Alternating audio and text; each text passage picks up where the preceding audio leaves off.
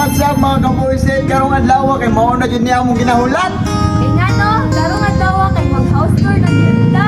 Siyempre, wala lang minagsaba ka na lang yung balay. Hinayan ang mali. Ipon! So, mali ato ang Living room! Kusina!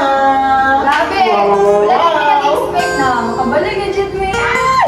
Nga ang wako din. Naghag CR. Kung na inalibang dara, bahog tayo niya. Pwede ra ka sa taas. Isa ka kwarto diri. God, wala siya dyan mo balay. Siyempre! May balay! Nasunod, dito na ka sa taas. Apa isa ka CR?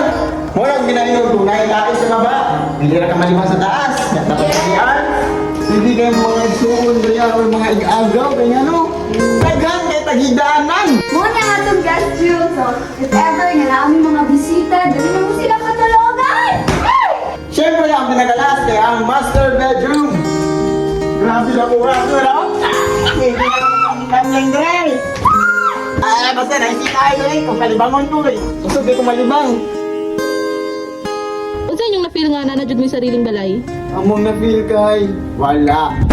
Nga no, di man niya mo ang balay. Nag-staycation lang mo dito rin. Hindi na dahil, hindi ka nisa. The House of Guests, the airport Ranida Pita.